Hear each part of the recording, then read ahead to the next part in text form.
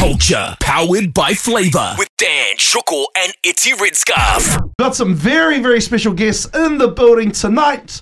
Let's make some noise for Nesian Mystik! The legend!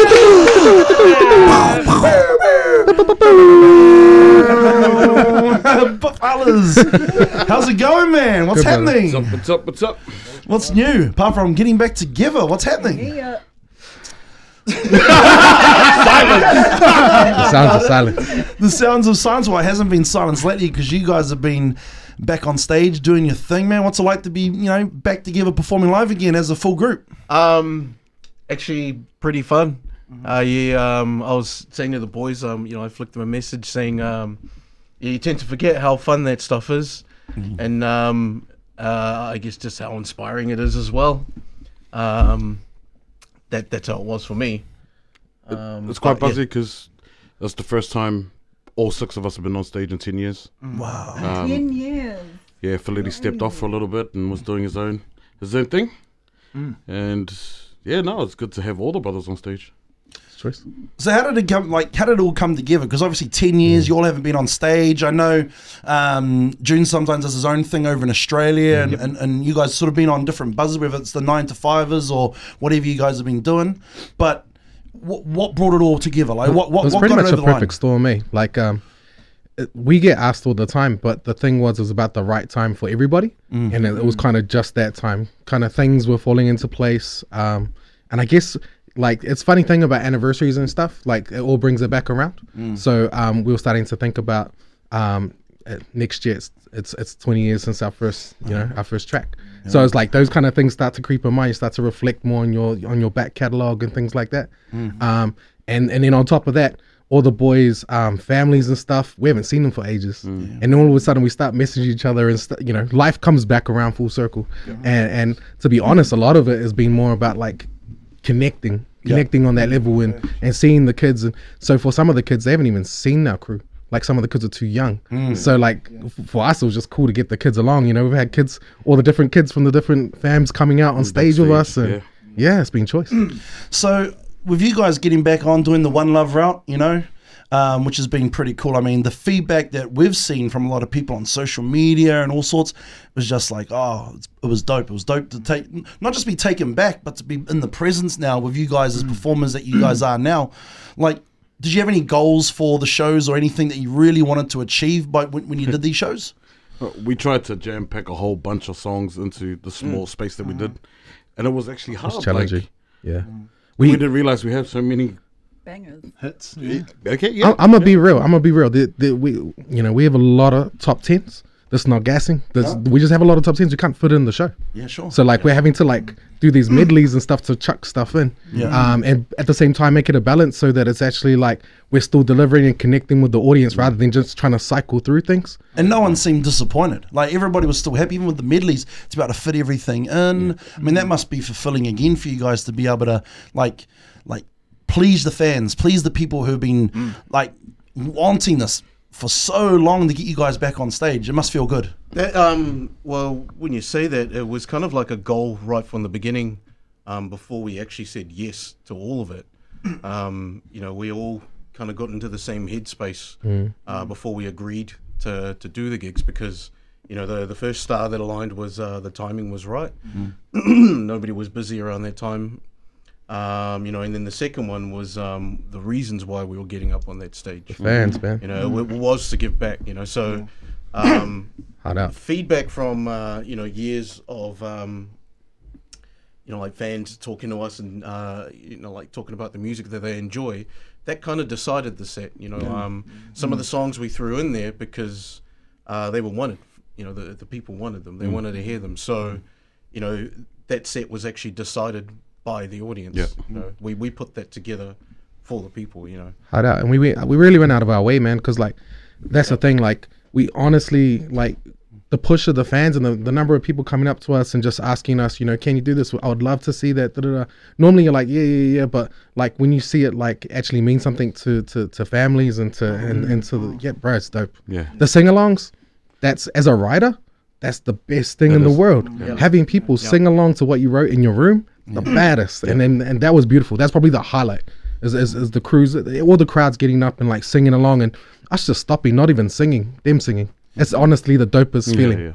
Yeah. Was it nerve-wracking getting in front of that many people again after so long? Yes and no. I think it's different. For me, it was. You know, it was. I guess because I've become quite a perfectionist. Yeah. You know, so I That's one knew word we were for it. there to entertain. You know, and I was thinking like too much in my head. Like, what if we disappoint? You know, like I just want to be able to give a good show. So yeah, I was nervous as hell. No, this guy was backstage having an anxiety attack. Djing, calm down. You're alright. Breathe. Yeah.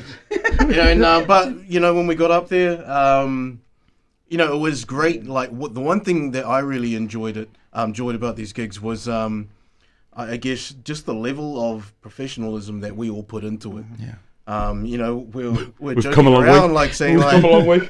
where was this 10 years ago? You know, like, where was this level of, you know, like just how we do things? You know, if we'd have done this 20 years ago, you know, who knows where we could have been today? Yeah, With just even the like little details. there are that we songs had. that if you listen to them, there's stuff off in the songs. Like if you're if you're a real musician and you listen, it's off. After 20 years, we finally decided to tune that stuff. Like like little bits. Like Like, you know, I'll like one of the things was when we recorded the song Brothers, my guitar was tuned, but it wasn't actually tuned to any source, like anything like a piano or a guitar tuner. I just tuned it to itself. And we recorded the guitar Young first. fellas. We recorded all the vocals next. Then when we went to play all the instruments for it, they were flat. we noticed that they were out of key. Yeah. And we were like, but we've done like a whole day of vocals, Yeah. a whole day of guitar. We can't go back. Like, we can't go back. Yeah. Well, we could, but, you know, with delay. Onward, Sparta. Time, So- money, all that sort of stuff. So we tuned everything else to the guitar and to the vocals. To the Nesian and then, key. yeah, you know, like he was saying, like many years later, we decided, hey, let's tune it back. Let's get it right now. Because I would have to tune my guitar to every other song that we play. Yeah. So remember, there's standard tuning, but Brothers and also For the People were out. Oh, yeah. Special So tune. what I'd have to do is I'd have to turn my guitar down, and then, you know, I'd just be strumming the chords. Which is, I never did anything fancy on there on the guitar, because if I turned my guitar up, you'd be like, oh, his guitar's out of tune. Well, actually, it's not. The song's out of tune. That's what I say, bro. When I'm performing. And I mean, like Nah, big, it's like the 25% song that's out of tune. you It's not know, me. Like, yeah, like 20 Yeah. years Like- later. yeah. It was like, bro, should we tune these songs? Because we would like go up on stage and just, you know, like Heath would take a guess. Like, The thing we about do it is that that no sound one check. could replicate it, you know? Yeah. They're like, oh, this doesn't quite sound right. You guys had a really specific sound that was very Nesian Mystik. You know, when if you listen to from song one, even though the music has kind of evolved over time, there was aspects of your sound that was you guys in a nutshell. Yep. You know, as artists now, how do you think you've evolved since then, or since you last released the last lot of your tracks? The evolution of Nesian, well, we started on a PlayStation with Music 2000. Yo. Or Dave, and that guy did all the beats, and it was just in the lounge. It was Acoustic. Get out the you know, gas. it was 10 tracks on a video game that you could get on PlayStation. The PlayStation was broken as well. Put it on its side. Yeah, so you had to put a shoe underneath it, The balance. tilt it on its side. Also, the disc would still So read. the disc was yeah, It's masters. I know those hacks. yeah, bro. Yeah. Yeah. They don't know these days. Hey, these kids don't know the struggle to be a musician in '99 Struggle is or real. 2000. You know, And I think it was, you know, like coming from diverse like musical backgrounds, that's kind of, you know, what you know, attributed to our sound. And I guess the lack of training that we it was always just, that sounds good. Yeah. You know, and it was, is everybody happy? Like, that sounds good? Yeah, it does. like you'll hear Okay. that the first album, Nesian Style, sounds different to the rest of the album because that was done in a proper studio. In a proper, like, we had done the like a demo version of Yeah. it like many years before that. But then, we went and got that done properly at with Beaver Music, Beaver Studios. Yeah. Simon Holloway. He's not an engineer anymore, but shout outs to him. Yeah. And that was actually the version that all of you guys hear. Sentiment. Yeah. Like he's watching, eh? But the version you hear was actually meant to be a remix. But the original was what you hear now. And his version was completely different. We ended up making that the remix, and we made the decision, let's go back with the original sound, with all the work that Simon had put into it. The main thing that is, the foundation of Nesian is Dave and his guitar. Like that is the foundation of Nesian. And like the mustache. And the mustache. And the Latino. But like his gat is really the basis of everything else, and I think that's what made it so different to like all the other hip hop going on at the time. And that's why there's so much like rhythm and melody in our stuff compared to everything else, because we start from gat. We start from rhythmic gat, like straight this guy. So I reckon from there, branching out, singers, rappers, combining. The biggest evolution is that this guy started as the DJ and now he's a rapper. Like that's that's the biggest one in the room, People evolving and getting behind the scenes and having more to say and more to do. What about musically in the future? Like, is there a plan to do new music? Is there a plan to, evolve as artists even further as Nesian Mystik, or is it going to be an individual journey or something like that, or is it still up in the air? It's all those things, bro. Yeah. Like we're always going to be writing, we're always going to be creating, and I think it's just a matter of time and when we feel. Because honestly, everything's evolved so much. Like everyone's doing their thing. So I think it's going to be a matter of time. And I'll never say never. But we've already like tried some things. If I'm honest, we already tried some stuff with doing things. But it's just about when we feel comfortable sharing with everybody else.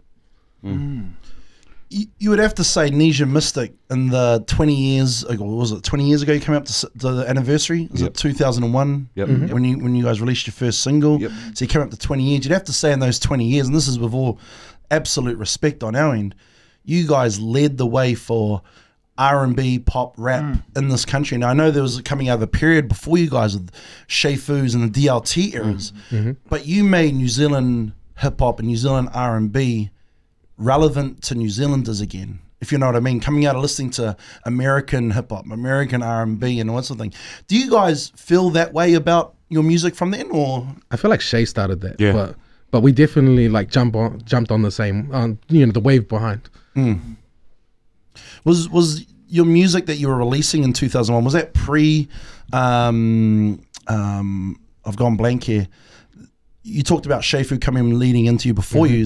Was that from a pop music kind of perspective too? Because he had Mystik Frequencies that came out. Navigator? Yeah, the Navigator album. Was that just before you guys or around the same time? That would have been just before us.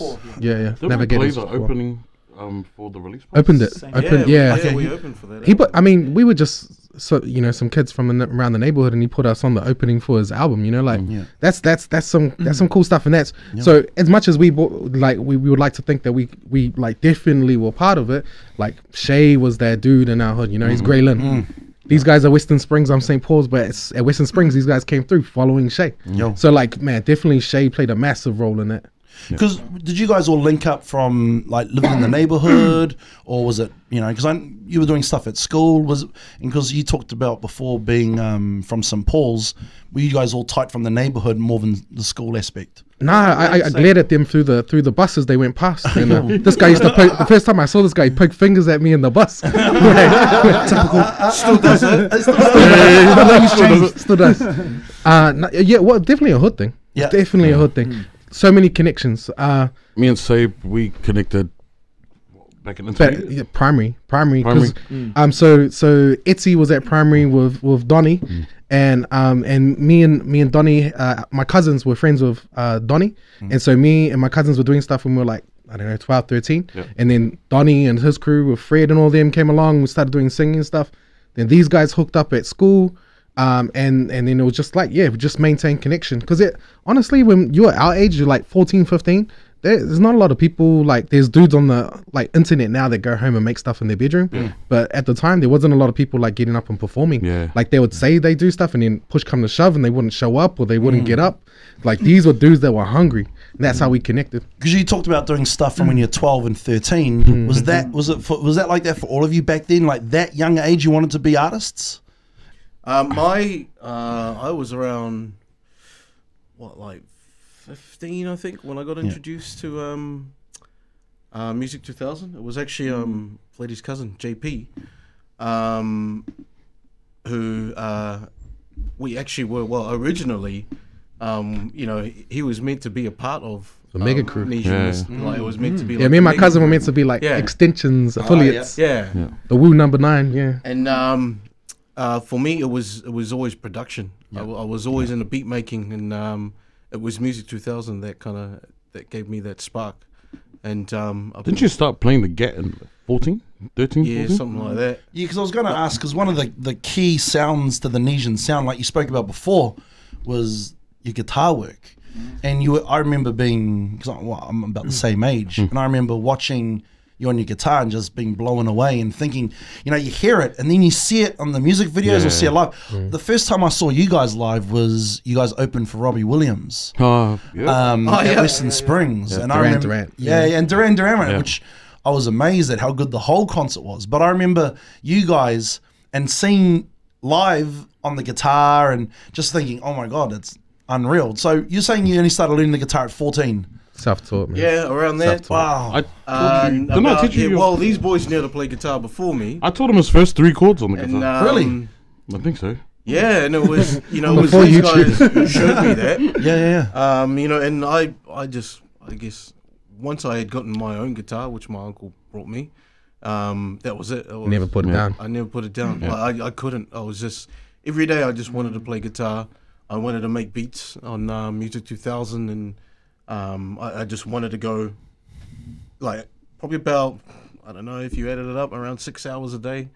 I was annoying the hell out of my mum, you know, and I would put on CDs that were predominantly guitar driven, and I would just listen to them over and over again, and I'd just pick up, you know, just by ear, playing along with them until eventually I'd just hit play from the first song and play the entire album through, whether it's chords or some of the solos or some of the other parts of guitar, and I knew them back to back. One of the albums that I played all the time was you guys know a group named No Mercy? Yeah, their first album that came out. Where do you go? Is that that's one. This guy. Well, they got some real like amazing guitar players. You know, and I was listening to that every single day, playing the guitar back to back, song after song, like really, really annoying everybody, you know. But I was enjoying it. I was having fun. And then there was another album called Espresso Guitar by a Kiwi guitarist named Martin Winch, and it was those 2 albums that I played every single day. And So you had this guy on the Gat. The first time I saw Awa and Heath was at a breakdance battle. Yeah, they were dancers. So these guys were breakers. So they had the entertainment kind of thing going on, you know. They were always, it wasn't necessarily always music, but it was entertainment. Like these guys could put on a show. As a group, you guys were pretty well balanced too, like between rappers, vocalists, guitarists, DJs, writers, and all of that sort of stuff. Was that something when you guys were putting the band, like getting everything together and putting a little chess pieces in place that you guys were wary of at the time? No, the first time we entered a competition, we had 7 singers, no harmonies, 2 guitars. Wow. It was horrible. It was horrible. We didn't even make the heats. Yeah. How do you become rappers? How does the kid Aldwin, how does Donald McNulty become a rapper? It's his top 5. That's what I say, top 5. It's his top 5 rapper. Respect on his name. That's what my partner tells me. What a waste of space. What a waste of a space. No, back, like as I said, when me and Sabe hooked up in intermediate, not like that, but behind the shit. I was behind the bike shit. No, he helped me into writing lyrics and raps and stuff because I was a singer back then. I tried to be. Still is a singer. Come on. You hold a note. I've been to enough open mic nights with you. I've heard you sing Celine Dion. You're pretty. I've heard you sing. Hey, leave Willie alone. Leave Willie alone. He's got a voice, bro. He's got a booming voice, and it's heaps of tone to it. And we used to tell this guy, he'd read out lyrics, he'd just read them. And you know when there's people that are like television presenters and stuff, they make everything sound good. You're one of those guys too, bro. And you know, you read something and it just comes to life. This is what this dude was doing. Yeah, no doubt. Yeah, and then Felician, try rap. So I tried to rap. And then I became a rapper. And our first manager said, you rap better than you sing. Keep rapping. Like, oh, okay then.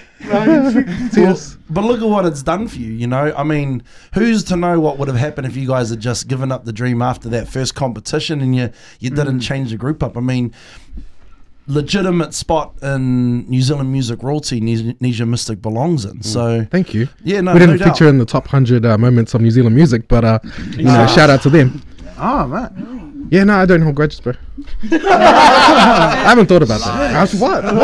Well, you know, like, know there was one. you guys are literally one of the most iconic bands. You know, there are people today, yesterday, kids Tomorrow. We are a sound of a generation. Yeah, like they look at you guys and are just in awe, you know. And I forget how big you guys are. It's not until we're hanging out outside of our little circle when we're out in public and people are like, "Oh my God, that's Donnie from Nesian Mystik!" And they start losing their mind. And then I'm like, "Yeah, that's right. You guys are That's really." right. It's in my top 5. That's why he's in my top 5. He's Waste of a spot. Waste. But yeah, no, the guys who did the top 100, they can eat a fat one for that one if they didn't put you in. So Lady appreciates that. It's got, you got to admit though, as musicians and looking at like, say 100 years of New Zealand music, or even 40, 50 years of New Zealand music, there's a rich culture in the artistry of New Zealand music. You know, if you think back from the 70s, 80s, it's hard to give a list of 100 moments, but for people like me who grew up in the late 90s, early 2000s, and I said it before, Etsy, you guys were the voice of a generation. And I can understand looking at that list and thinking, like, where are we in that list? Because you deserve a place in there. Cheers, brother. Yeah, no. Thanks, bro. Honestly, and that's, I'm not trying to gas you guys up or whatever, because today is a big day for us for us, because whether you grew up with Etsy or you're a fan like Shuko or got to know around the club scenes and things, you guys have played a really important part in the landscape of New Zealand music, but particularly for Pacific Island and Māori artists. 100%. And that Nesian sound, no one's been able to replicate that sound. Like in my books, you know, it was kind of like there was almost the Nesian sound, and then we kind of went into this dub and roots type stage of music, like musically here in New Zealand. So it's something you guys should be really proud of. I keep looking over at Heath, like you were a break dancer originally, turned to being a DJ, and now you're a rapper. So the evolution of Heath Haka Boogie in itself is an interesting one. What did you want to be when you were younger, like musically? Musically, Or did you not want to be? Did you just want to be a dancer? Weren't you a grapher at some point too? Really? Yeah. What was I'm a it? tattoo, bro. What was Like, your handle? What was your tag? I'm not gonna say that. Got the call the feds. police. The police are watching this. Move in. But you did just a bit of a tattoo and everything. Bro, I was a tattoo, bro. I Yeah. just wanted to try everything I could. Yeah. My brothers were all like, I come from a family of musicians, so my brother was in a group called Damn Native, and that's how I met For real? Donnie, because Yeah. Donnie knew like Damn. some of them. Yeah. Knew I used some to of follow them. them native around Yeah, underage and yeah. So try and find out what they were up to with KDRU and all that. Yeah. and they were all breakers, Yeah. graffiti artists, MCs, Yeah. singers, guitar players. So I was just copying them, man. Yeah. Like I was trying to do everything I could. Environment. Yeah. Funny story how I met you, eh? Like, Hard. Yeah. Now you're gonna have to say it. You don't have to say it now.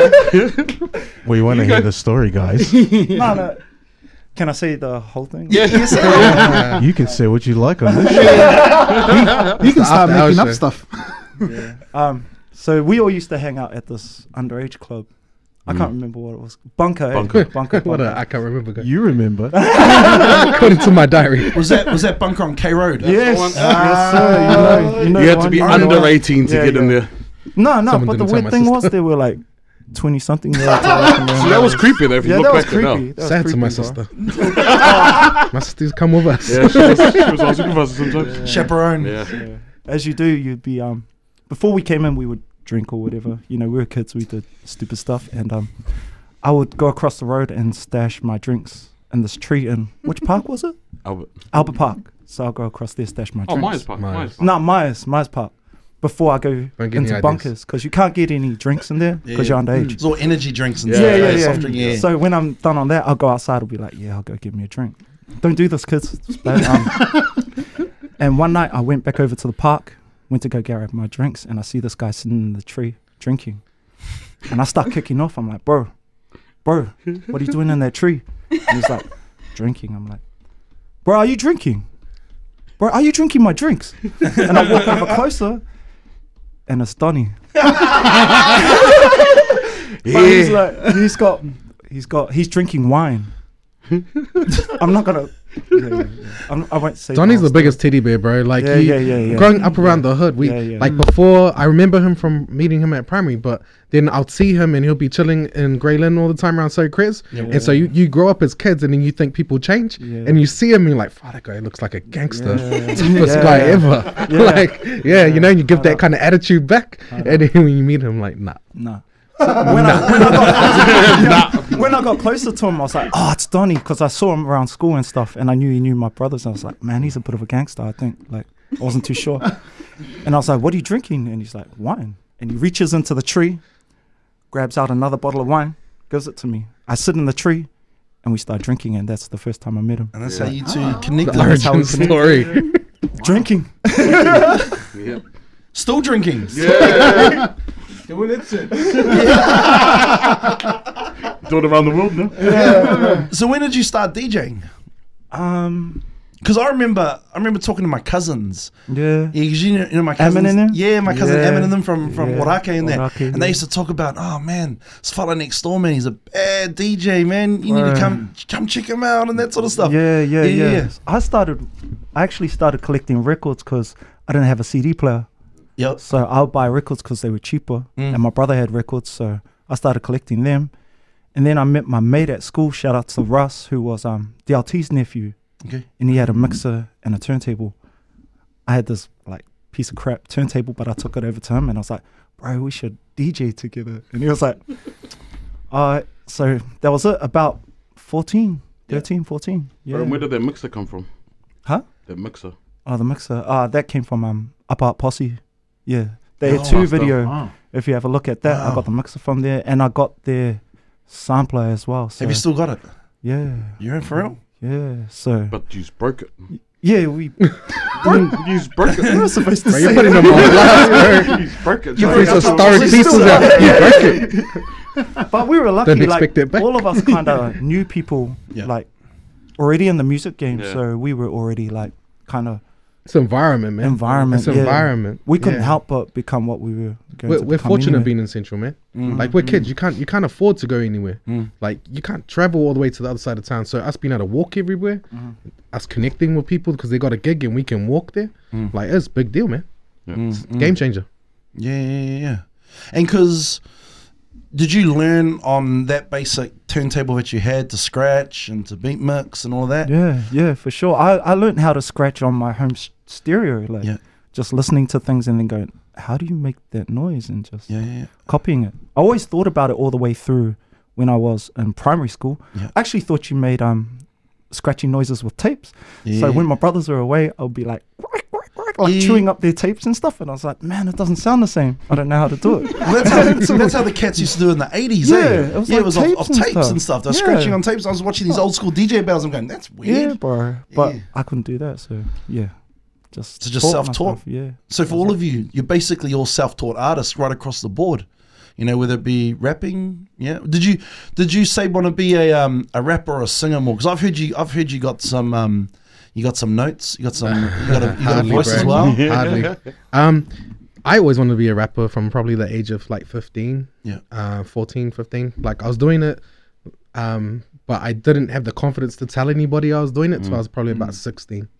So like I always wanted to, but it just didn't seem realistic. Because when you're growing up and all you see on TV is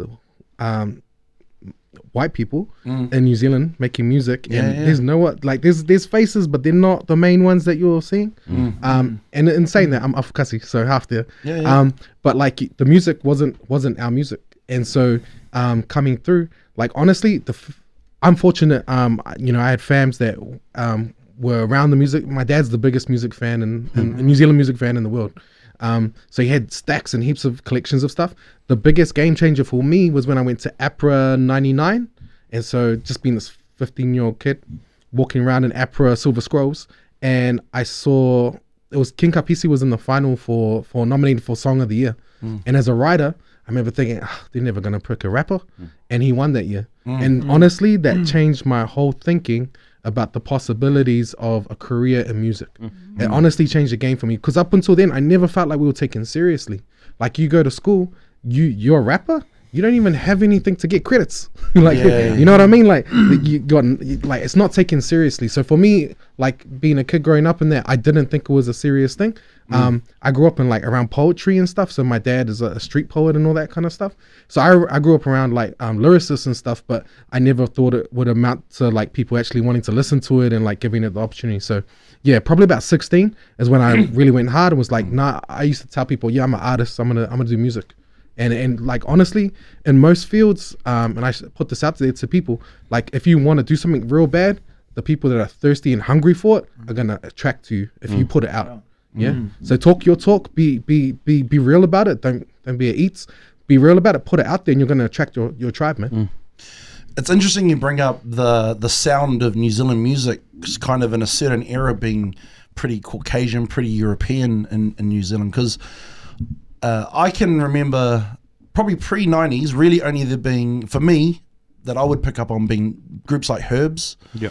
But in that early 90s, it was pretty hard to sort of spot many brown faces in pop music that was being played on TV and in radio. I think the first do you guys remember Double J and Twice the T? Yeah, man. So I think remember Double J, Twice rocking on the MR, rocking on the MR. Yeah.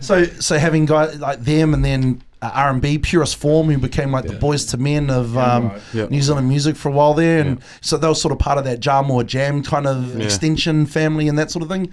But I mean, there was a lot of non-brown music out there for a long time, and even though like musically, like legends, the Dave Dobbins of the world and that sort of thing, I almost felt as a young kid who liked New Zealand music that there wasn't enough representation of my own people, where being Māori or Pacific Island and things like that. So you had that King Kapisi and them come through, and the Shays and all that sort of thing, DLT. Was that a real key motivating factor for all of you to want to break through to that next level, to be able to represent your people on that level in an industry which has always been quite heavily dominated by Europeans?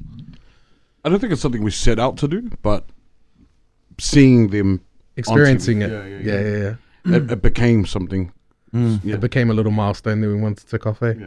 Like, you just want to be we're writers, man. We're musicians, and like the amount of times like hip hop and all that wasn't taken as that. Yeah. Like, wasn't seen as a, like, me and Heath and Donnie used to have these massive talks back in the days when like Hip Hop NZ was around, and we would get dog tired out for being like these R&B like pop guys. And bro, we grew up around like the hip hop of Aotearoa, and it was hard for us. Like, it was just like, bro, we loved that stuff. We loved that, but we're trying to make something that we can share with everybody. You know, it was a real hard fine line to balance. Did you guys, because you guys are one of the most beloved groups New Zealand's ever seen, did you ever have any like of the other sort of hip hop groups go at you guys musically, or was it just more behind the scenes talks that people were underground stuff?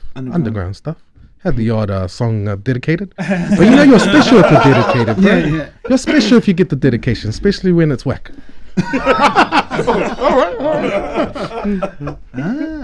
Things happened, things happened, but they didn't really evolve into anything. It was just like, what do you think that was though? What was the beef that people would have with you guys? Was it because you were successful? Weren't keeping it real. At the time, like your pop. Is it like was that because you were successful? That was the biggest thing, is because we had rappers, but we had a singer, we had guitar. We weren't classed as hip hop for some reason. Like, we had a DJ, but we weren't classed as hip hop. You were rappers, but you weren't classed as hip hop. And that was a big thing, and we fought hard against it. We tried to, but then we just gave up and just kept doing what we were doing. Like, we did write a song about it, but I mean, you know, like, we just Roots Discussion, stopped first album. caring. Yeah. But the song is called Roots Discussion, where we literally just took the piss. It's the piss take off. that's what that whole song was about. Then we got another song on the album called NZ Hip Hop. When we put it out there. But yeah, we stopped caring and just kept having fun. I think the real evolution is when we stopped being rappers, guitarists, we started being writers. We started being musicians. And that's when you see the sound change. And we started being who we were. It wasn't a box. It wasn't this one thing. It was like we wanted to create, and whatever we're going to create together, and it's going to be our own thing. And another thing we realized is when we went to London, they didn't know how to translate our sound into their industry as well, because again, we weren't hip hop, we weren't R&B, we were a mixture of everything. So they didn't know where to class us, and we saw that as well. So we came home trying to figure out what are we and how we were going to define ourselves. We didn't make sense to anywhere else. Like probably Japan was the only other place that we connected with. London, we came back and they're like, it was the first time that we had ever thought about styling and all this stuff, because so this lady in the crowd getting interviewed afterwards, because we'd done like showcases and stuff, and we're like 18 and stuff, and like lady was like, Donnie, that guy with the big hair, love his, the rest of you just blend in. I don't even know who the heck you guys are. So like it was the first time for us, like being these island kids from the other side of the world, we're just like, oh, you a look? Oh, you don't understand who we are? Okay. Like we never thought about that stuff. We were like focused on the music. It's funny because we were sponsored by Nike back then. So we were getting Nike gears and stuff. But then when we went to London, it was older stock. Like we went there, we saw all this cool stuff, and we were just like, oh yeah, cool. It's funny because you go back to the stuff that you start, and the things that like our own look, our own everything was out. You start getting all this free stuff. You start looking like everybody else. Like it's really tricky to define yourself. Like when and the easiest way is when you're not trying. So they were looking at you guys. I imagine these are probably like brand marketing type people over in London. Yeah. And because Donnie was a standout guy with this big hair, big guy, visual personality. You know, they kind of looked at him and went, "You're the centerpiece. Everybody else, blend in," type of thing. How did that make you guys feel, like individually? I wasn't. I guess I might have been had too much clown juice that night. He was to remember oblivious. any of that. Yeah. Dave looked like he was from London. He was like he used to wear the parka and all that stuff. We were walking to one of the gigs, and I was walking with Donnie, and then this guy just like from across the street, he's like, "Hey, SA." Oh, okay. Hey. Sweet. But I do remember a moment where like we did try to get a stylist in, and I remember that moment there. I thought to myself, like, this is just stupid. Like, it's almost borderline racist. And I was like, that was one of the other things that came up. It was like, Dave, your look should be like, I can see you like wearing this, like basically making me look like a Mexican. And I hated it. That was the last meeting we had about that. And it was because I guess we just felt really strongly like, no, that's not us. Because you look at you guys, and collectively you're recognizable. Try not to look too hard now. Please. Can we blur the camera? Can we bring a sombrero in? Happy hour. I think the confusing bit would have been for you guys, because collectively, like as music fans, collectively you guys are recognizable as a unit, but then individually you all have your own lane and your own personality and your own following, and you know what I mean. That's kind of a special thing, I think, for a group. Yeah, sure. Why not? Yeah. We'll take that. Hard out. What about the role that Awa played in the group? Because huge when you think about those hooks that have become iconic in New Zealand music, and that's his vocals there. Well, if the guitaring was like the if we say it was the soul of it, or whatever, or the body of the the music, then Awa's vocal was, what would you say, the tone. It was a very unique voice. So we were don't tell him we said this. By the way. So his role, was just as important as all of us. Of all of it, we all wrote together. Like Felitti said, like we became writers. You gotta give, like, the thing about Awa, and a lot of people don't know this, he turned down a lot of deals to stay with the crew. Yeah. He had international deals put forward to him, lots of money, not New Zealand, overseas, and he chose to be with us. So we hold that, we hold that. And the biggest thing that Awa has been to this group is as a person who's always been a visionary. He's always looked forward. The rest of us are trying to organize our day and our schedule. That guy's thinking about 2 years from now. So that's been the biggest influence he's been has been on the not just the musical side, which he was huge into his soul and everything. The direction that we took with all the different albums, huge part of, but also the other part that people don't see is the behind the scenes. And that dude is a mover, shaker. Shout out to the bro. He's about to release his anime series. Ayo. Yeah, or something. with Japan, anime series that's coming out with Moldy legends and stuff, like crazy. Like that dude's a mover and shaker, like beyond anything we can explain, so he's definitely a huge driving force in terms of the vision and what we do. What have you guys missed most in the last 10 years, since you guys stopped performing together consistently? What have you missed most? Personally, probably hanging out. Yeah. That was my biggest thing. Like, it was just nice to be with the boys again. Yeah. The laughs we have, can't have with other people. And it was like, it took like 30 seconds to say hello, and then nothing had changed. It was like, it was the day after 10 years ago. It was, nothing had changed. Yeah. And it was, it hadn't changed like amongst us, like in terms of the dynamic that we have together. But with our individual lives, it was massive. It was big for me too. Just to be back there in that moment, enjoying something like this, just with my mates. Yeah. Jumping back on stage with the brothers was wicked. Wicked feeling. I think appreciating it. Like I think that's the biggest difference. Like we used to live in each other's pockets. Like there were years that we weren't home for like years, and like the thing is, it comes back around. And you almost start to get like complacent and like take things for granted in terms of like, man, those guys are frustrating me. I just want my own life. You get to this point where you're like, it'll get to the point where we had to plan our kids' birthdays and all of that stuff around what we're doing on a schedule, and it could change. So family would say to me, hey, we want to do this in 2 months, and I'll be like, yes, but if something comes up, I'm gonna have to change it. And it didn't work around the other way. And so like to be able to come together and like actually appreciate it and do our thing and like take it for what it is dope, bro. It's real fulfilling. Well, the big question I know that everybody continuously asks is sort of, why did you guys stop performing? I think going back to what I just said, like about working around each other's schedules. Well, you evolved as people, you grew up, life's changed. Businesses, all these other things going on, and we're still trying to work around each other. We worked around each other for almost 10 years. So like you having your own time, your own time to do things, but also evolution as artists. Like when you want to like, if you break it down, there's a verse on here, there's a chorus on here. Like to have your own vision for a whole thing is quite difficult. So you're having to compromise a lot of the time. So having your own time to grow as an artist definitely was part of it.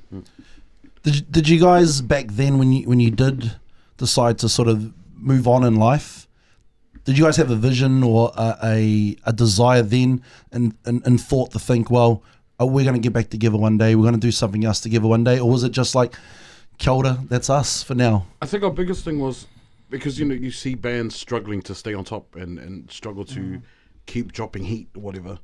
We wanted to kind of bow out while we were on top and memorable. On the same page. Like and try not to struggle to be the in guys and stuff. So I think we saw the writing was on the wall in terms of like just where we were going individually. Like our thing is like, when we come together, we commit to it, and like it's something that is going to be memorable, and something. As soon as like you're having to struggle to bring each other in and make time, I think you got an issue there, and you can't produce your greatest things. That'll be like, Israel going into camp, and his crew is there sometimes and then not other times. I saw that McGregor thing where he was like drinking before his big fight, the week of the fight, and all that, and he blamed that. We saw that coming because of how long we'd been doing it, and we're like, we don't want to be half pie of us. We're honestly, we're all of everything. And we were straight out of high school, so we had no time for anything else. Like, we lived out of suitcases, lived out of airports. of dollar hotel rooms, and it was nice to be back with family and have family time and stuff. Yeah, that stability thing is a biggie, you know. When the music stopped for you guys, was it hard adjusting to normal life, to being yourselves rather than being these iconic superstars? Bro, it's still weird sometimes. Like, being honest, like, it's definitely a fine balance that I think, like, for the boys, I feel proud of them because not a lot of people can do it. You can't balance, like, you're supposed to be this famous person, and then you're working at your job, and then people come in like, yo, what are you doing here? Why are you working here? Kind of thing. Like, it can mess with you. But And people didn't know we still were working the whole time. yeah, we've been working. We've been working the whole time. We never stopped. Yeah, we Our never jobs stopped. had to work around what we were doing. Yeah. And that's the other part. Yeah, of that it. was the other part of it, is that we were always on and off at work. So we were always like, yo, we have to take this weekend off, this week off, or we can't do this. And it's definitely a weird balance between being one persona and another sometimes. Yeah. Like, and that's another reality that people don't realize. Seeing musicians from New Zealand, you can't sustain a career without having a day job, kind of. Like, you need something to pay your everyday bills. Not when there's 6 of you. Yeah. Maybe one of you. There Maybe 2 are, of you. 6 of you. you know, there are bands that have done like really, really well. Yeah. But you know, that's a very small amount. Shout out to those bands. Yeah, man. Like, Good on them. Yeah, big ups. But it takes a lifestyle. Yeah, And for it sure. takes sacrifices, and it takes going to that next level, and not having the. Don't be surprised say if, like, you know, your favorite artist, you know, is just as a regular job. You know, that's just the industry here. Was it hard navigating like through bad business as young artists, or did you have real good people that were trying to guide you, or did you? We did.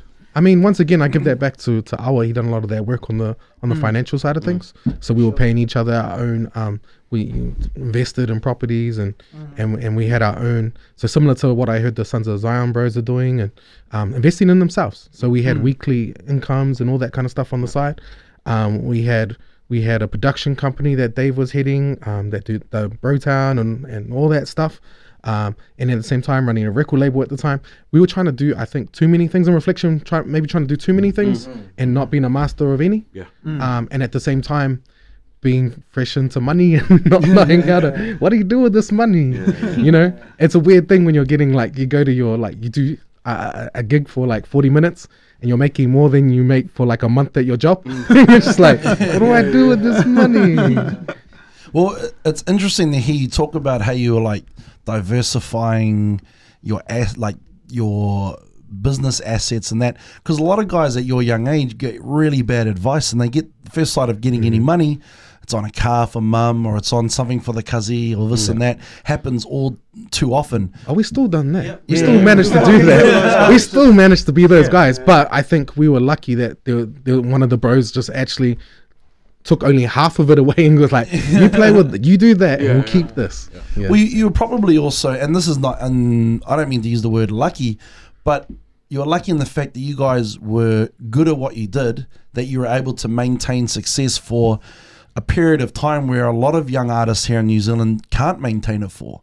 You know, like when was the last album got released? Was it 2010 or something like that? Somewhere around 2010. So that's like 9 We re-released it. So well, think about it. 99 AD. Well, think about it. For a decade, you guys were in amongst the top tier of New Zealand music. You know, it wasn't like you guys released an album and then the next album sucked and the next album sucked. Then you finally had another comeback. You guys were consistently producing quality music. So I think it's not luck at all. It's the fact that you guys did well, but you're able to maintain, I guess, a little bit of financial dip because you're able to come out in the next album and do well on that as well. So that's a credit to you guys and what you were able to do musically. I think to be honest, we were doing things that we were real driven, we were real motivated. Like we'll go, like we pride ourselves on writing. So we would go away to our family batch down in Tauranga. We would put ourselves up for 3 days. We'd come back with like 20 something songs. Like we would write. And so it wasn't like, we love our craft. We pride our, it's our art, man. That's like what we love. And man, we done some bad art and we done some great art. Like, there's, you know what I mean? Some of I guess, the fans' favorite songs came from some of those writing retreats. You know, and some of the bad art, was kind of like, when there's creativity, it's kind of like this river that flows, know, and then some of the, like the bad songs or, they would come down the river as well, but we had to finish them, otherwise they would cause us block. I remember some hilarious songs that we Bro, there's some unreleased stuff the that world was is hilarious. never gonna hear. we would play writing games. So like, when I talk about like us being like lovers of the craft, we would play writing games, challenges and stuff. There was that Slumdog Millionaire. That came out, and then we wrote a song based on that. Like all the answers were questions and themes, and like we just played crazy games. Like Sun Goes Down. We used to challenge each other. We'd get into mini groups and we'd go away and write and we'd make the beat and we'd come back, bring it back to the crew. So we would put up like random things to like as that maybe wouldn't connect. So like one day we put up like Transylvania, so you had to do like a location that had like a style, and then you had to put down like a word that was like a descriptive word. So like Transylvanian hype, you had to go write that. We had what was the Himalayan love music, like the random stuff, bro. But it drove us. If you listen to our music, it drove us to like create these soundscapes that weren't like anything else. You're working the mind as well, though, yeah. Hard. Yeah. Or we're getting bored, bro. Yeah. We're like turning up to write, and there's so much writer's block. Half of the fun for us was going away and not knowing what we're going to come back with, and like challenging each other.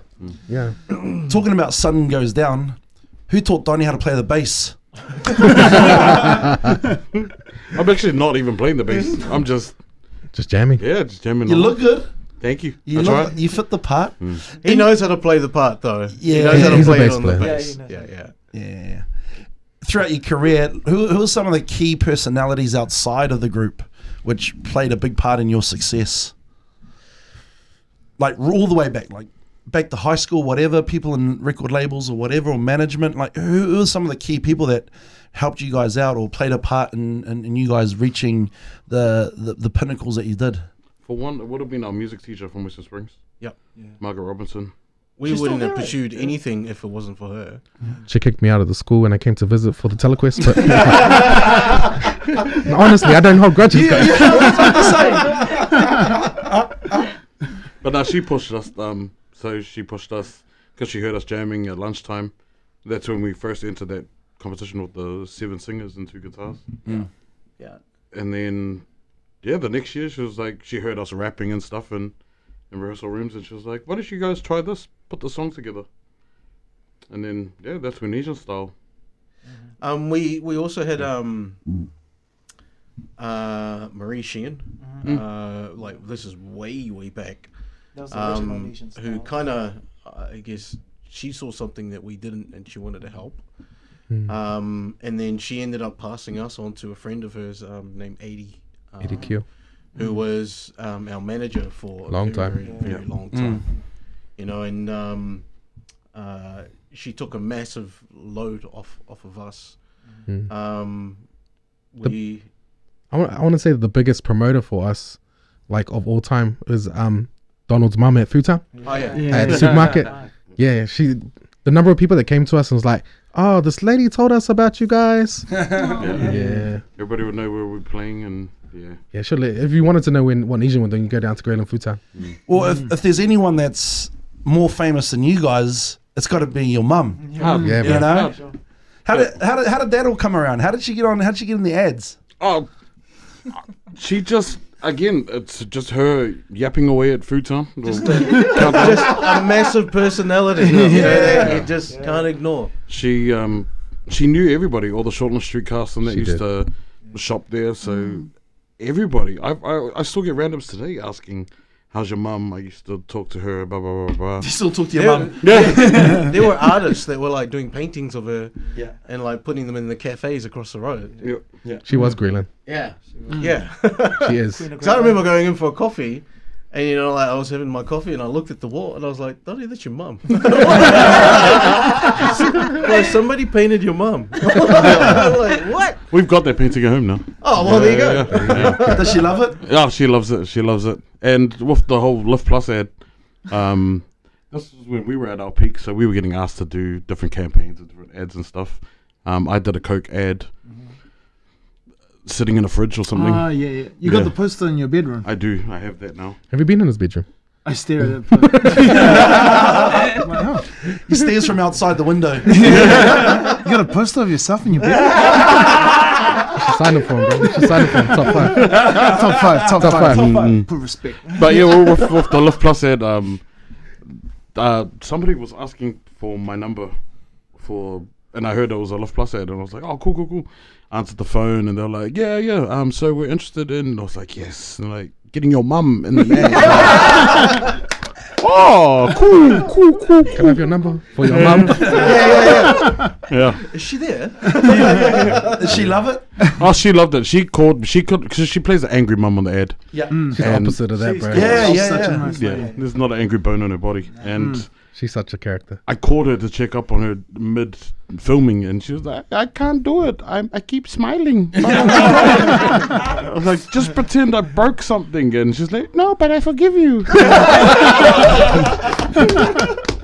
So, yeah. But she got there in the end, which was good. And she was on the intro of John Campbell's show as well. She's putting in heaps of random stuff. She's more famous than all of you. Yeah.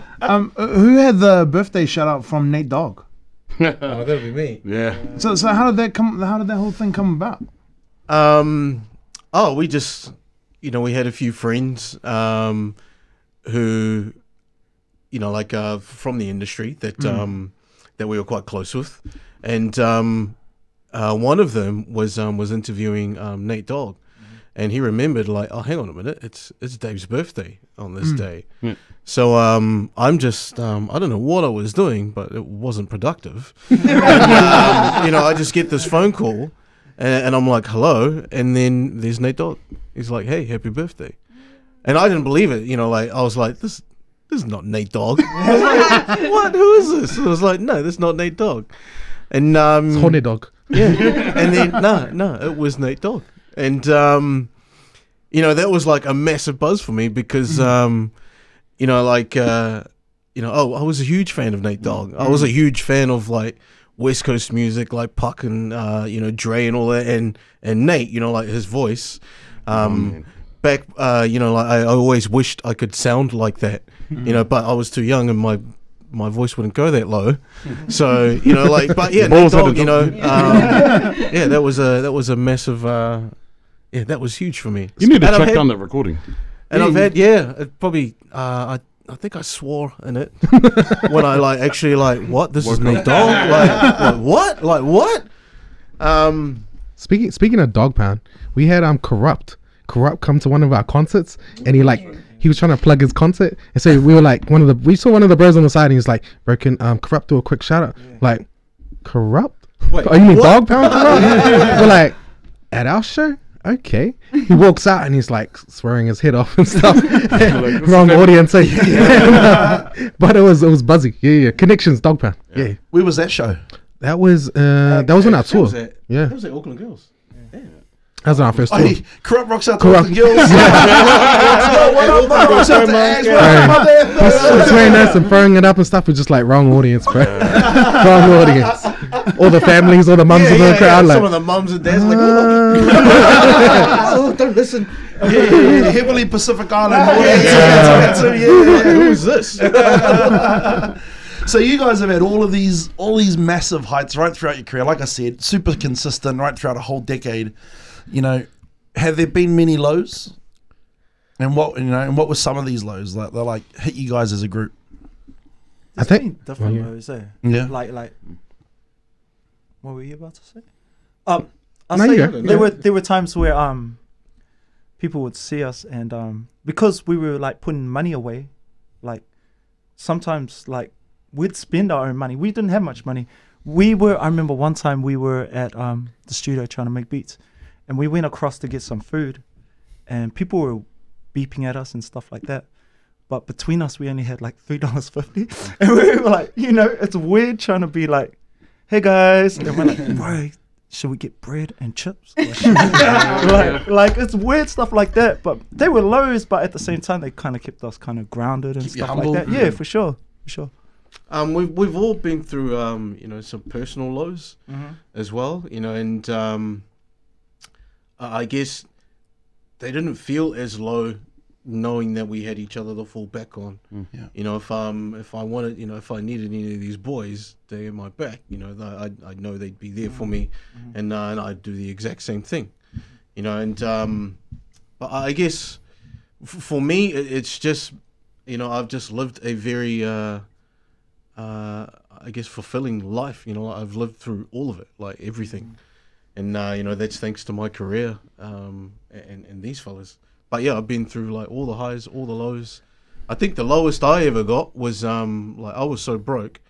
I don't care now. You know, I was washing our accountant's windows because I just needed cash. You know, I literally had nothing, I had no money. And the job that I was working at, to hell with that one, by the way. Yeah. You know, it was just, there was no work, there was nothing there. And it was literally like, oh shit, my bank account is empty, I've got nothing. Yeah. So, you know, that was, I guess, you know, it was quite, you know, you're washing windows and the house is out on the main road, and people are coming past and they're beeping their horn and they're looking and they're like, you know, oh, he must be washing his house. It's like, nah, it's not my house. Little do you know. You know, and she way overpaid me. You know, bless her soul. Yeah, but I guess, you know, like I don't even class that as a low. Actually, you know, like there's been, I guess, more emotional drops, you know, that have happened throughout the years, and that just comes with being human, really. Just, I think. There's like those emotional ones which are more personal kind of stuff. Like relationships are a big one, and when you're in a band that's traveling around the world and you're not home and you are home, you have money but you don't have money because you're investing in it, you're putting it into these other things, you're using it for things that are about the future but you can't see the future right now. Like all that kind of stuff. Being on the other side of the world and being away for like months on end and then trying to figure out, is this worth it? Like I'm away from my family and I'm in this hotel room and I'm going to these shows and I'm trying to convince these people that what I love is makes sense, that it's worth investing in, that what we're doing is worth something, and trying to build up yourself to be able to go back. And the thing about performing is that it's real. People see you. Like honestly, if you walk up and you're like transparent as you don't want to be there or you're doubting yourself, people can see that. And so it's a hard thing to kind of go through these things and then get back in game mode. Like Katy Perry, I saw that thing about Katy Perry crying her eyes out when Russell Brand broke up with her just before she goes on, and then she has this mad ass cry for like, I don't know, a number of seconds, and then she goes back in game mode, goes and performs. Like I think there's that balance between those kind of lows when you're like so far away from reality because you're trying to reach out. It's like between worlds. Like you're between these worlds. You're trying to reach out to this reality that you can't see, but you can envision. If that makes sense. You can't see it in the physical, but you can see in what you're aiming for, and try to convince these people to come along. I think because people look at you guys as being positions of musical authority or power or whatever, but it's quite a vulnerable place, I'd imagine, being up on stage in front of everybody. You know, with make mistakes or whatever. I mean, do you feel vulnerable at times on stage? I did before One Love. That was weird. You know the thing about our crew, bro, is that we almost went out of our way to make sure that we were vulnerable and that we remain that way. Like I would purposely catch the bus every day. Like even at the when we were doing our thing, I remember like busing to student bus to school to uni, and then I would walk across the road for a gig at the Aotea Square or something. Like almost went out of our way just to maintain, to show people that and sometimes that can be at a detriment, you know what I mean? But just wanted to prove it. It was, I don't know what it was. I don't know if it's been like, we had these conversations with other bands and trying to go like, honestly, there is the beautiful thing about being Polynesian is the support. The tough thing about being Polynesian is the responsibility. And people don't get that. People don't get that when all these other bands are going out there, you don't get the community call on.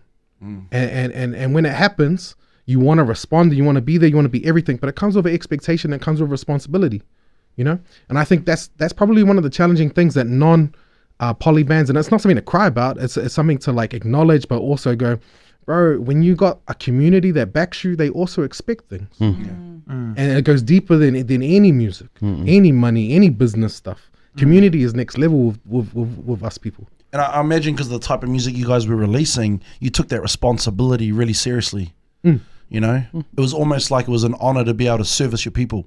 You know? Hard. Yeah. Hard. Was it when you got the message that you guys were coming together again? Were there any sort of like frustrations or any fears that you had to kind of get through first, or was it just like, oh yeah, cool, so we're back at it? We definitely talked it over. I think we done the online thing. Yeah. Online is so safe because you got like this page and you're just like adding in your comments and stuff. It's not right in front of each other, so you can take a bit of time to think about something, not just respond. So we were fortunate in that sense. We had a little bit of a lead up. We just didn't want to be whack.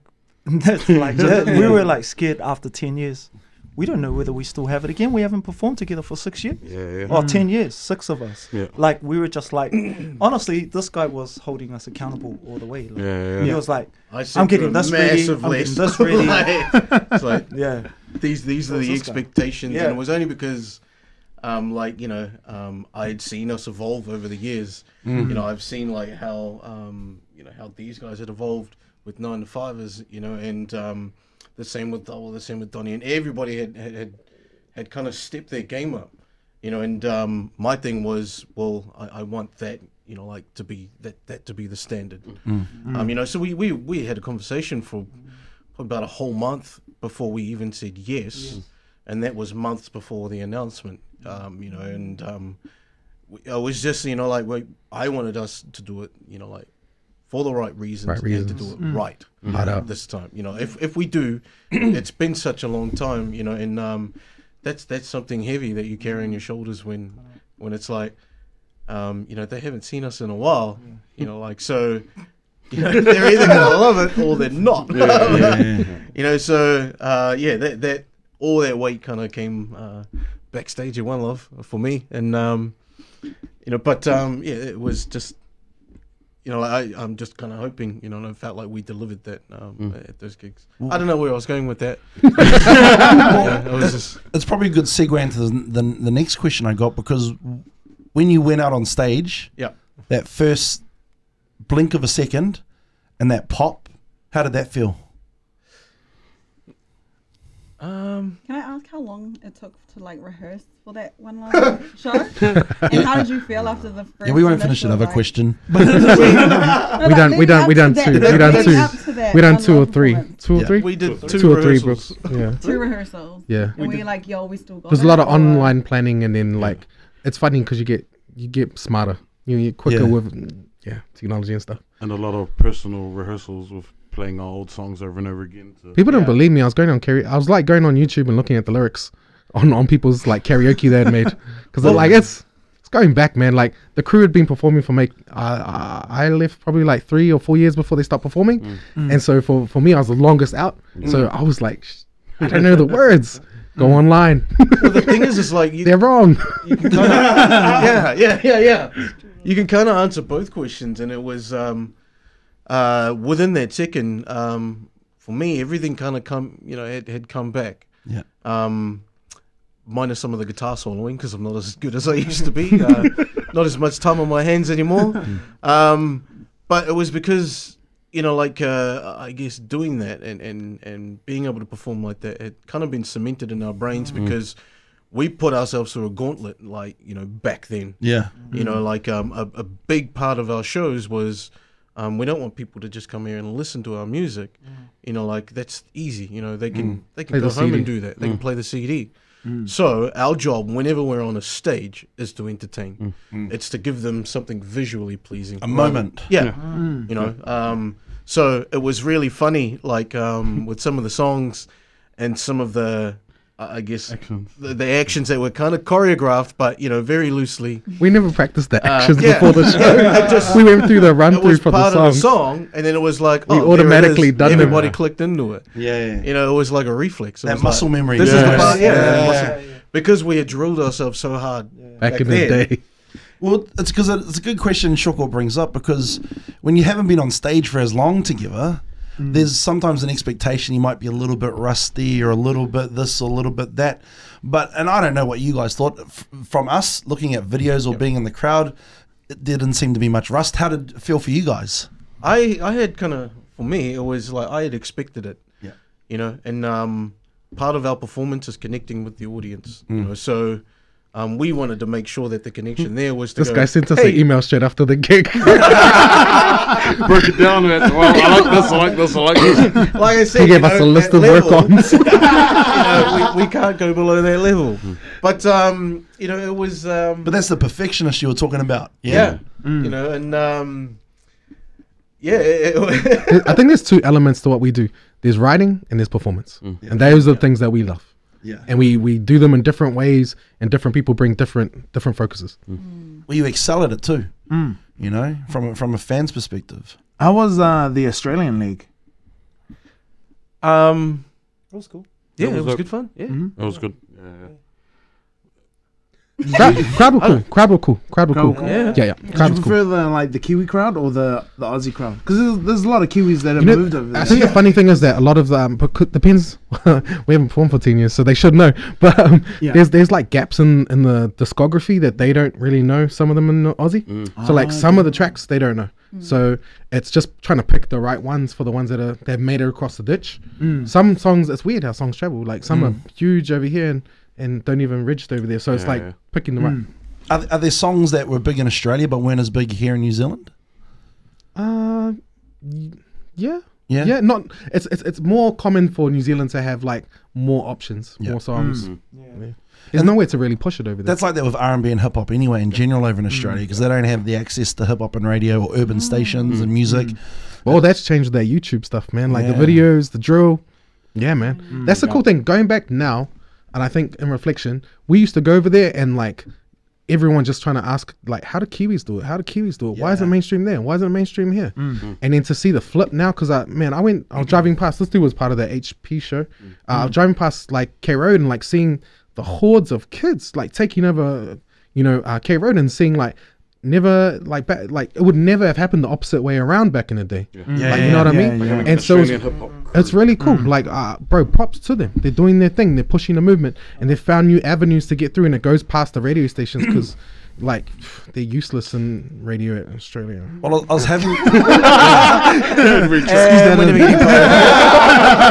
It's interesting you bring that up because I was talking about the exact same thing with Jared Alexander, and we were talking about when the HP boys came over here and he was touring with them.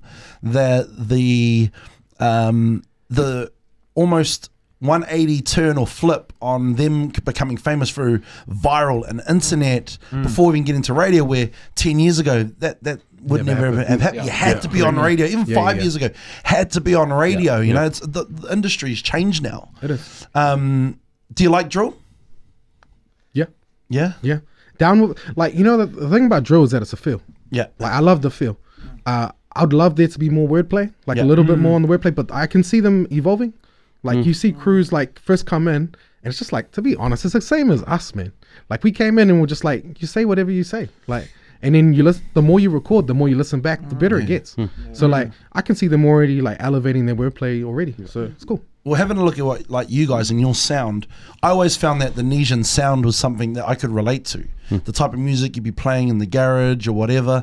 And I think the drill Aussie rappers or the poly drill rappers really had that same connection with their audience. They're playing music that young kids can listen to in a garage and chill with and connect to, you know? I mean, for you guys, do you look at new music now and think, oh, I don't like that sound, or oh, mumble rap this and mumble rap that, or are you or do you acknowledge that times change and musical tastes change and there's trends and that sort of thing?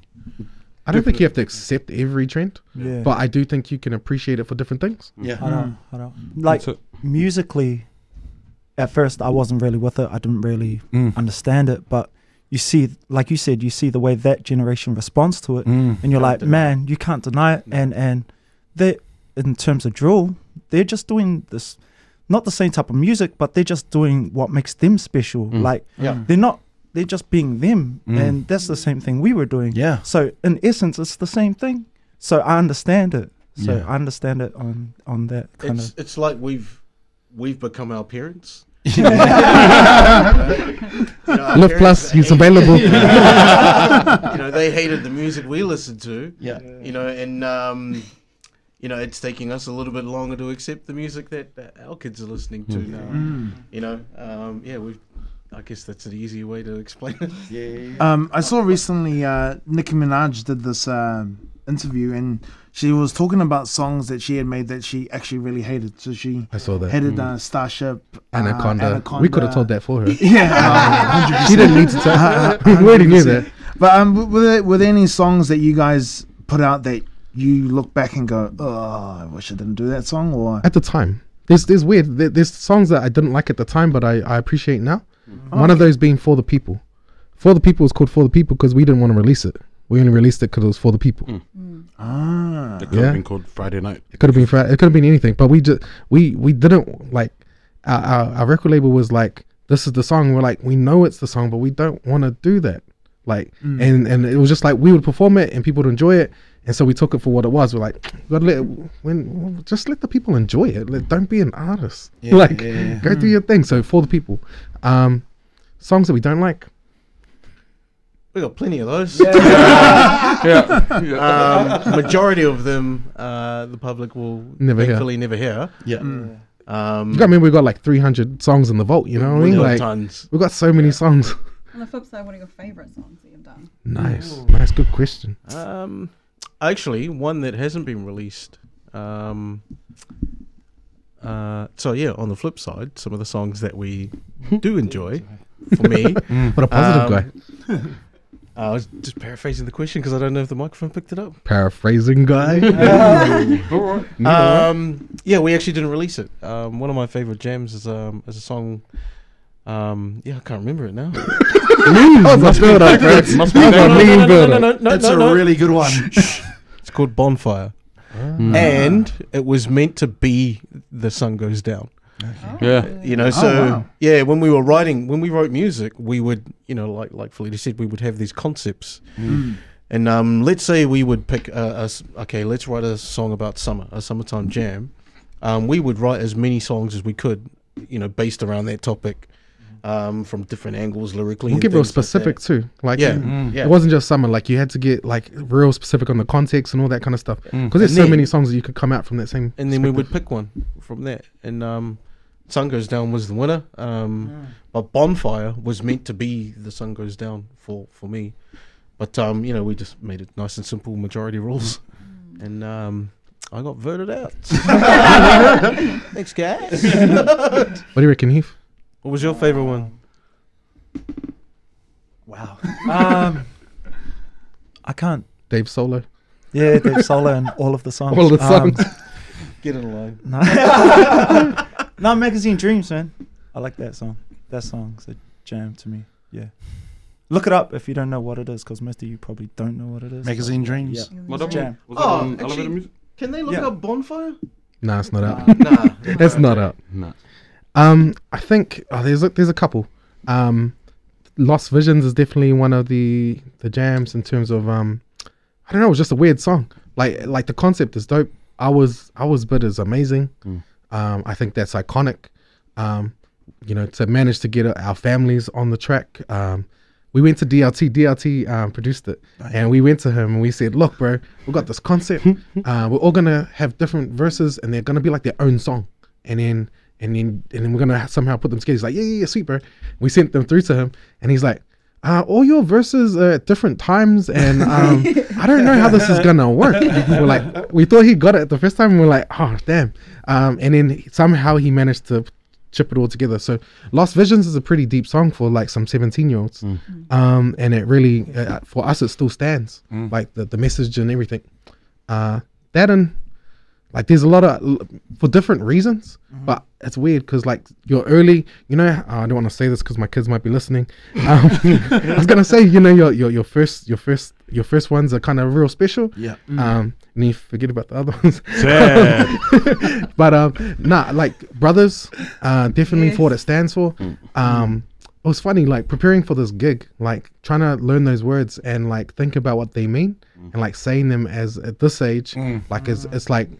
Honestly, it's like keeping accountability. Like you say it, do you mean it? Do you live it? And that was real like eye-opening. Like having to say those lyrics after 10 years and like thinking about the connections and just double checking. Are we still doing that? Do we live what we say? Mine would be Nesian Style. Yes. Our first single. I wrote that when, like, the first verse I wrote when we first met, like 13, 14. So yeah, it was a big song for me. First song I ever heard of ours on radio. That, you know, gives you the buzz. Like you're on the radio, playing alongside all these American artists and stuff. Yeah, Nesian style, and Sun Goes Down, because it's the song that we wanted when we went to write it. What did we say? We wanted it to be. We wanted to be a mix of Bob Marley meets Lady Gaga. Yeah. This is part of the writing challenge. Yeah. We put down. I want to do Lady Gaga meets Touch It meets Could You Be Love. Yeah. That was and it was like trying to mix that together in your own interpretation. And we wanted it to be our sweet inspiration, like the Yandel sisters. Yeah. Like we wanted it to be timeless, which it kind of is. Like 10 years later, kids are doing TikToks to it now, and we could have released it yesterday. That's one of the things about our writing is that our aim, our level of success. When you do a show, you always finish a show with your biggest song. Our aim was for our last album, whatever the last album was, to have a song that was the finishing for our set. So that it was kind of a measure of have we continued to grow and improve. That, you know, and I'm proud to say that, like, it kind of goes in order, you know. And Robin Hood Heroes. That was Yes. the song I love. Yeah. That's a massive one to us, all of us. Yeah, it was tricky. One, you know, a quick thing about Robin Hood Heroes. Oscar Kitely, he directed that. We went to him and I was like, I really want to. Have you seen Busta Rhymes' Ghetto? What is it? He's got the Ghetto song, and it's just black and white, and it's the Stevie Wonder. The Stevie Wonder song? The Stevie Wonder. Rick James sample. So we in the ghetto. So like I saw that video and I was like, bro, that's the baddest clip. Here's a song we're doing. Can we do this? And Oscar goes, I've listened to the album. I don't think that's the song for the video. I think you should go with Robin Heroes. And so we like swapped the single based on Oscar's feedback. So thanks, Oscar. Yeah, that's right. That wasn't even meant, that to, wasn't be meant to be the single. It was Oscar that said. Oscar said, nah, that's the I think song that needs to one. come out. We're like, okay, sweet as. Worked out. You know. Yeah. Well, what about you two? What are your two favorite Nesian songs? Sun Goes Down, definitely for me. Growing up with you guys, you know, to be honest, I wasn't the biggest Nesian Mystik fan. I'm not gonna lie. You know, Is it because we had Insta That's how we stories on stayed you? humble. But you're one of those guys writing diss songs. in the garage, you're like, man. But I mean, I have memories of like This Donnie. guy's kind of. I don't know if this guy's allowed an opinion, bro. But I mean, I got memories of like Donnie rapping in the toilets in Pasadena, and he was rapping. I think it was Bone Thugs, and I remember just listening to him rapping and just being like, "Hey, what a dude!" But then seeing the success and seeing how far you guys have come, and you guys are definitely the sound of that generation. So to me, The Sun Goes Down is just it just encompasses everything, you know, and the way that Donnie raps in this. I mean, whew. Top five. Top five. That's why it's top five. Sorry, Sable. Waste of respect. What about Voice you, of the Shoko? generation. It'll be Nesian Style and Brothers. And I think everyone, I was in high school, I remember washing the car outside and jamming Brothers. And I had the biggest crush on Awa. Who didn't though? Yeah, all of us did too. What teenage girl didn't have a crush on Awa? And the Coco Brown Boys. And I was always like, oh my God, what's a Coco Brown boy? And it's my son, Malachi. He's half Coco Brown boy. Yeah. There you go. It's your fault, guys. So we inspired that, eh? Shot hour. Shot hour. Why is Malachi not called Awa? Or Dave or Heath or Sade? Dad wouldn't let me. You know, it's real cliche for me, but honestly, my favorite all-time Nesian song was It's On. And I know that's real cliche poppy, but for me, man, I can remember, and my girlfriend at the time, because I must have been 21, maybe 20 at the time. And I remember, actually no, 19. And I remember she would have it playing over and over and over and over in the car to the point where you didn't get sick of it, but you got familiar with all the individual parts. And it rings out to me like the the intro to the song, you know, when Awa sings into that, and also the guitar solo for me. You know, that really, you became familiar with all the parts. And for me, it was an opportunity looking at the music video as well. It was kind of like all your own little individual movies that showed off your own individual personalities and talents all within that 3-minute period. You know, I thought it was great. And even still today, I would play it and still bop my head in the car, had my windows down, cruising down Mission Bay. So, you know, thank you for that, and thank you for the music. I heard a little fun fact based on the It's On video. The guy that's riding the bike, the little kid, Dirty from Eno and Dirty. Really? Yep.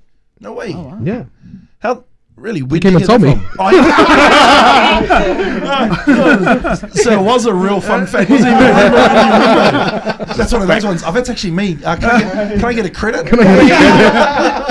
Oh, well, hey boys, I think it's about time to wrap it up. But if there was a message to send out to everybody out there that has supported you over the years, or a message you'd like to give out to the community, you know, what would it be? Heath? Whoa.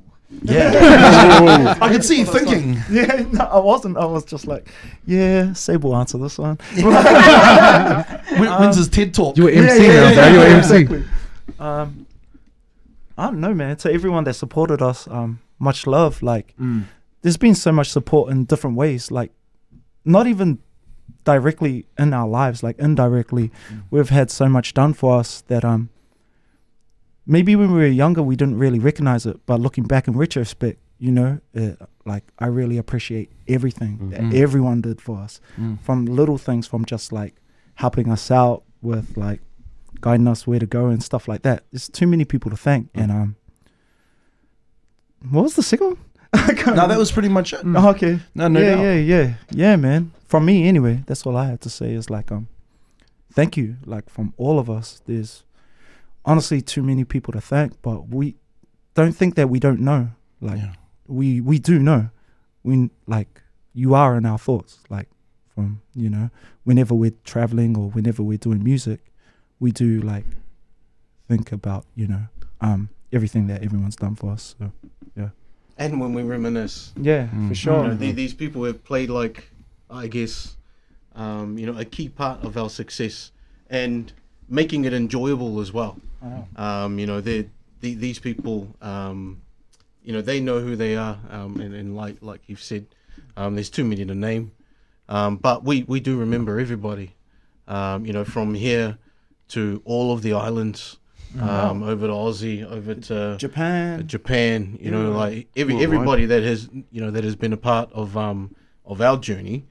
A big thank you for making it fun for us. Yeah, what these guys said. You go first, and then I'm trying to think. For me, it's thank you to everybody. Support your locals for up and comings and that. Even businesses, things like that. If you can spend $100 on some designer brand from overseas, why not spend it on somebody local?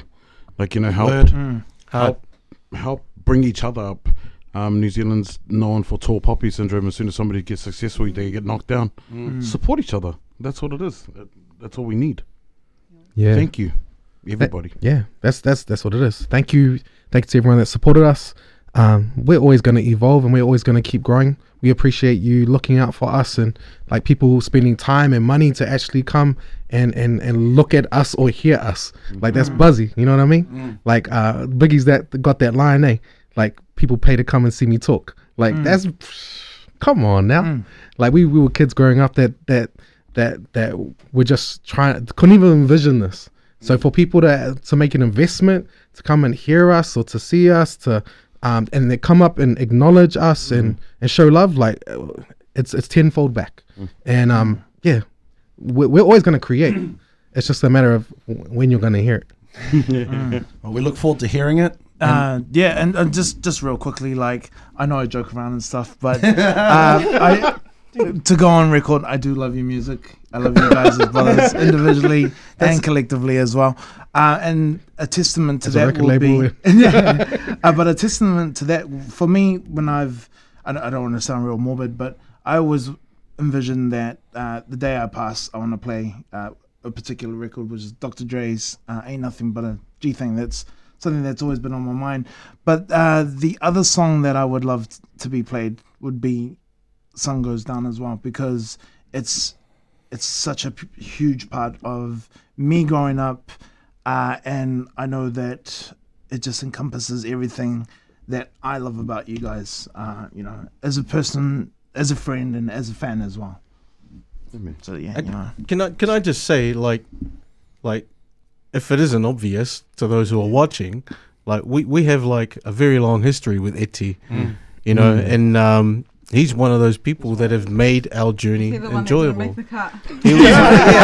I was the eighth singer. Yeah, you know, but one thing that I think you know that I want to mention is that you know, to go off what Donnie has said and what we've all said, but you know, putting it together is that you know, I really like seeing you know, like our friends doing well with themselves and, you know, in life as well. You know, like especially our bro over here. You know, like you know, I really didn't expect, you know, like to be when, you know, when people say you're going to do this interview with this well-established brand, and then, you know, your mate's there, and it's like, cool, like this is wicked. Like I like seeing that. And to be honest, like, we're useless at getting to interviews. This is the only one we made. So Yeah. shout out to So Eti. when we found out, you know, this like, is the dude when we'll it do was- that for. You know, when it was Eti, it was like, okay, I've got to be there. You cry. Well, we appreciate it on behalf of Etsy and Shoko and all of us here, and Edward. And Shut Edward. shout out Please say a big shout out to our boy Junes over in the Gold Coast. Yeah. Big shout out to our boy Junes, Awa Dalamweli. Can Yeah. I ask before we go? Yeah, As a in the fan? microphone. Oh, as a fan, because I didn't get to see you guys perform at One Love, so is there any other opportunity for me to see that? We've got a show in Welly. We're doing Homegrown. Homegrown. Yeah. Yeah. We'll be at Homegrown. Yo, Okay, cool. It's in March, so March 21st. around our birthdays. Yeah. Yeah. Thanks a lot, boys. We appreciate it. Appreciate your time. We appreciate everything you've done for the industry. I appreciate Heath's shirt that he's wearing. And straight up, for real though, thank you for everything. And that's culture.